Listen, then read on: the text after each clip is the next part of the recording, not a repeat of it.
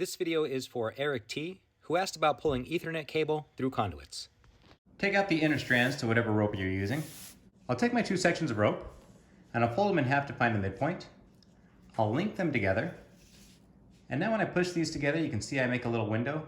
That window is going to go right on top of my center support. Now since these strands interlink each other at about a 45-degree angle, one of the sides is going to be higher than the other. And if I were to take this side and continue wrapping it just as it lies, the one on top would wrap going upwards, the one on bottom would wrap going downwards. Well, we want to break that pattern. And so if it's on top, we're going to twist it so that now it's redirected down below. Same thing on this side, it's on top, we want to twist it so it's redirected down below.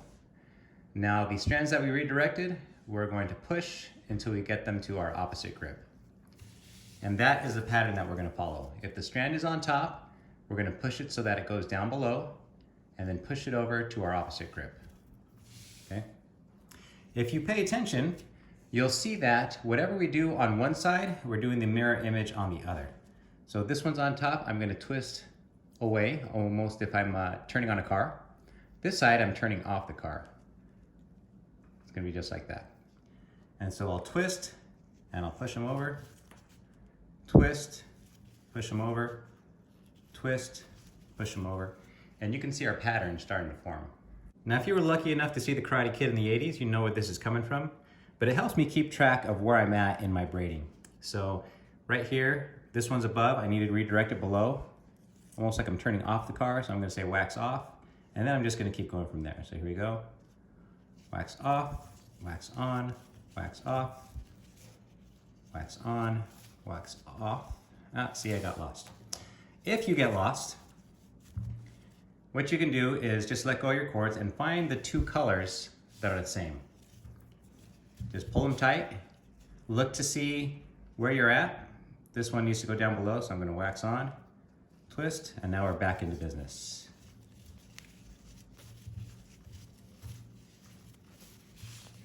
All right, now that you recognize the pattern, we'll go a little bit faster.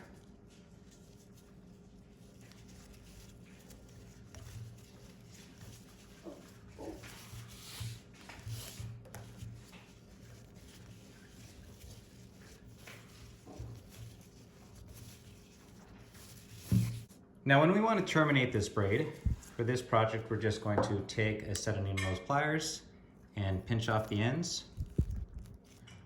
We'll take our shears, cut our rope, and then we'll use our precision torch here to melt the ends together.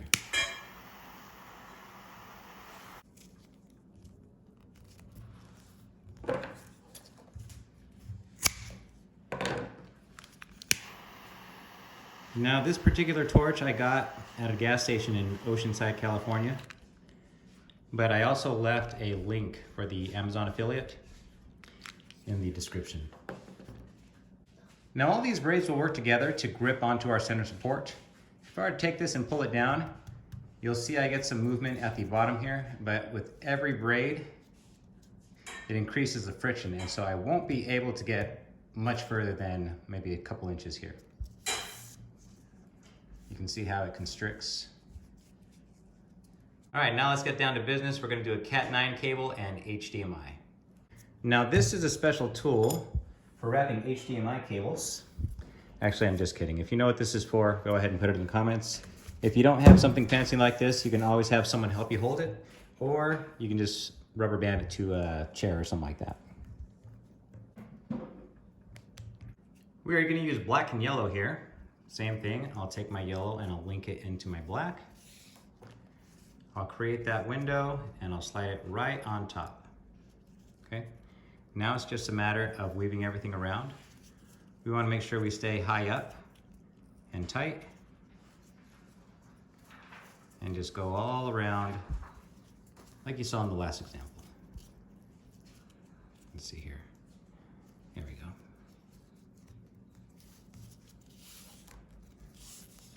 And if you can, keep the plating nice and flat so that it sits, the way it's supposed to.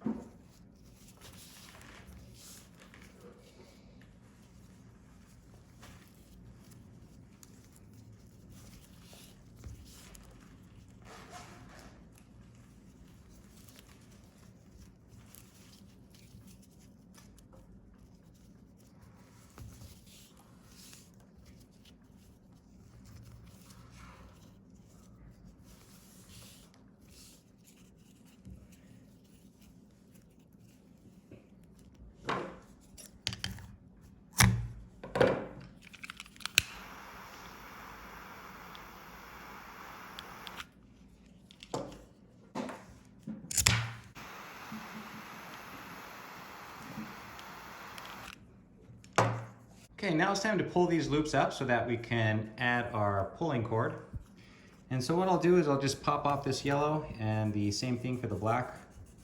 And we're just going to create that original window that we had that we put over the center support. And that's what we're going to string our rope through here, or our cord. And I'm going to use my marlin spike here to find that center loop here. There we go. Makes things a little bit easier.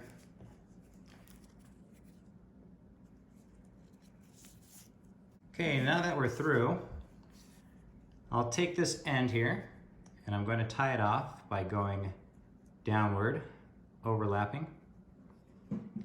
Now I'll take this end and I'll put it through both these loops that I made. There we go.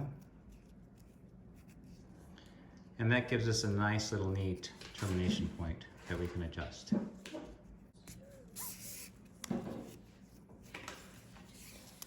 So now when I pull this line, all the force on the cable is going to be evenly distributed between the connector and the cord. So let me show you this example first for the next knot we're going to use. I'll take my cord and I'll roll it towards me. I'll do that one more time and I'll pull out this loop here from this window I just made. Okay. Now I'll take my free end here and I'll place it back through that loop and I'll pull it tight. This is called an oysterman stopper knot, and what it does is it gives me an evenly spaced knot on the bottom side. You see like there's a trefoil right there, and that makes a great stopper knot. It also creates a lot of surface, and it more than triples the diameter of the knot, or the cord that we used. So for our cord here that we're going to fish through, I'm going to make that same knot, but since our paracord is so small, I'm going to double it up, and then I'm going to pull in my oysterman stopper knot. So I'll roll it towards me again. I'll pull in my loop. There we go. And then I'll take this one and I'll put it through the loops that I just made. All right, there we go. That's going to be enough to vacuum through our conduit that we're about to use. All right, this Cat 9 cable we're going to do just a little bit differently. Instead of going from the top down, we're going to go from the bottom up. For this one, we're going to use 275 tactical paracord. It's almost like half paracord. Now we'll do the same thing. When the cords are on top, we'll twist them so that they're down below, and then we'll pass the opposite strands to the grip on the other side. Let's keep going here.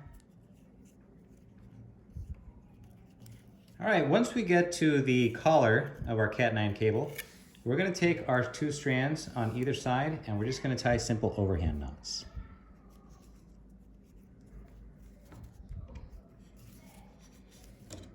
Same thing on the other side.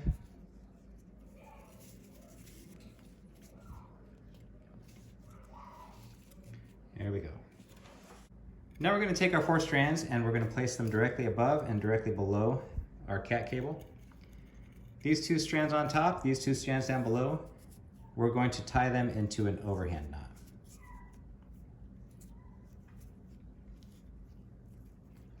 And again, we want to make this sit flat as possible, centering it right at the end of our cable. And now we have our 4 strands and we have our cable all tied up. We need to finish this off. We're going to do it by taking our strand all the way to the right and pulling that towards us. The strand all the way to the left, I'm going to go around all the strands and pull it tight. Okay. Now that one's out of the way. Now I'll take my next strand, I'll go around the remaining 2 and I'll pull it tight. And now my last strand, I'll go around the single strand left and I'll pull it tight. And here's what that looks like. We're just going to trim all these ends off. And here's where our precision torch comes in handy, so that we're not getting the cable, but we are melting the strands. There we go. And that'll prevent those from coming out. And here's the finished product. When we pull on this line, all our force is evenly distributed between the cable here and the base of this collar. All right, let's go see how this works. First, we'll start with our HDMI cable. I'll take my oysterman stopper knot and I'll start feeding it through here. There we go. Now I'll take my vacuum and I'll place it on this side of the conduit to feed it through.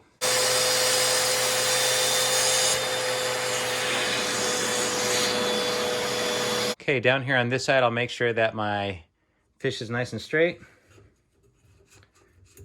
Okay, now it's just a matter of pulling it through. Now it's time for the Cat 9 cable. Now this one, if you remember, we had a short end, and so we need to tie it off to a longer piece. What I'll do here is I'm going to use a knot that a roller coaster technician taught me. So here we have our overhand knot. We'll take the other side, we'll pass it through, and we'll make another overhand knot going over the other strand. And this, I think, is called a love knot or a lover's knot. The knots go together, and this is actually a very secure knot. We're going to make the same Oysterman stopper knot over here, but this time I'm going to quadruple what I'm using for my knot. And this is what that looks like when you use so many strands. But it's going to fit perfectly in our pipe over here.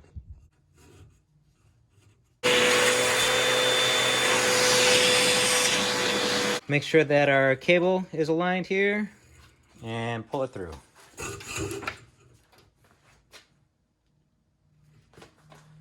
Now, if you're concerned with these little tabs being interfered with, you can always put a piece of electrical tape on top to help guide it through. Here's what it looks like if you tie that same pattern in steel wire. Now, this looks great and it looks like it would work, but once you pull it off the support, watch what happens. This closes up, and getting anything back through this is extremely difficult.